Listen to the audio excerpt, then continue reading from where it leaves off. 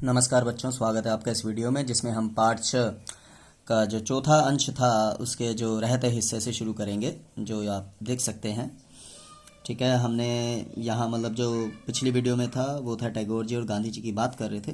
तो राष्ट्रीय विरासत में शुरू कर रहे हैं। हिंदू मध्य वर्ग की आस्था बढ़ाने में एनी बेसेंट जी का समाज पर जबरदस्त प्रभाव पड़ा, चाहे वो बाहर से थी। इस समय उदीयमान वर्ग का झुकाव राजनीतिक था। वह किसी धर्म की तलाश में न थे। उन्हें ऐसा सांस्कृतिक आधार चाहिए था जो उनमें आत्मविश्वास पैदा करे और नैराश्य मतलब निराश से बना नैराश्य और अपमान बोध से बचाए रखे। ऐसे समय में श्रीमती एनी बेसेंट जी ने होम रूल आंदोलन चलाया।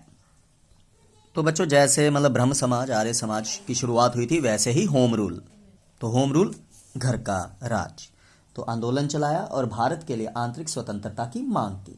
तो गदर के बाद मुसलमान यह तय नहीं कर पा रहे थे कि वे किधर जाएं। अंग्रेजों ने उनके साथ ज्यादा दमनपूर्ण रवैया अपनाया था। सन 1870 के बाद संतुलन बनाने के लिए अंग्रेजी सरकार अनुकूल हो गई। इसमें सर सैयद अहमद खां जी ने महत्वपूर्ण भूमिका निभाई थी। उन्हें यह विश्वास था कि ब्रिटिश सत्ता के सहयोग से वे मुसलमानों की स्थिति को बेहतर बना सकते हैं। तो बच्चों, मतलब विश्वास था सर सैयद अहमद खान जी को कि ब्रिटिश सत्ता के सहयोग से वे मुसलमानों की स्थिति को बेहतर बना सकते हैं। तो उत्साही नेता सर सैयद अहमद चाहते थे कि मुसलमान अंग्रेजी अपना ले। उन्होंने मुसलमानों में ब्रिटिश विरोधी भावना कम करने की कोशिश की। वे अंग्रेजों को यह दिखाने का प्रयास करते रहे कि मुसलमानों ने गदर में हिस्सा नहीं लिया था, वे ब्रिटिश सत्ता के विरोधी नहीं हैं। उन्होंने अलीगढ़ में मुस्लिम विश्वविद्यालय की स्थापना की, जिसका उद्देश्य था भारत के मुसलमानों को ब्रिटिश राज के योग्य और उपयोगी प्रजा बनाना। तो इनका प्रभाव उच्च वर्ग में अधिक तथा ग्रामीण क्षेत्रों में कम था, मतलब सर सैयद अहमद खान जी का। सन 1912 के बाद मुसलमानों की जागरूकता में विशेष प्रगति हुई। तो थोड़ी जागरूकता आई। इसका श्रेय अबुल कलाम आज़ाद जी को जाता है। उन्होंने अल हिलाल नामक साप्ताहिक निकालना शुरू किया। अबुल कलाम जी अत्यंत प्रतिभाशाली व्यक्ति थे। उन्होंने अरबी एवं फारसी का ज्ञान कम उम्र में प्राप्त कर लिया था। उनका दृष्टिकोण अधिक उदार तथा तर्क संगत था, मतलब जस्टिफाई करते थे वो अपने विचारों को। वे पुराने नेताओं के सामंती संकीर्ण धार्मिकता और अलगाववादी दृष्टिकोण से दूर थे। इसी दृष्टिकोण के कारण वे अनिवार्यतः सच्चे भारतीय माने जाते हैं।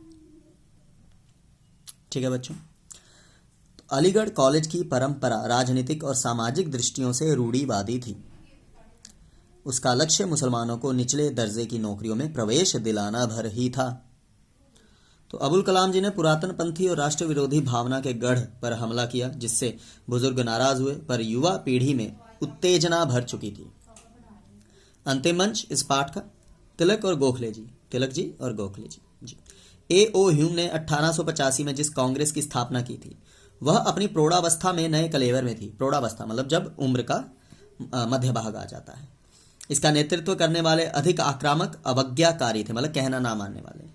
इसमें निम्न मध्य वर्ग, विद्यार्थी, युवा वर्ग के प्रतिनिधि थे।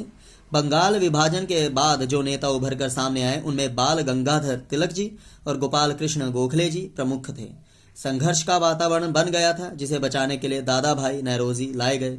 1907 में हुए संघर्ष में उदार दल की जीत हुई, पर बहुसंख्यक जनता तिलक जी के पक्ष में थी।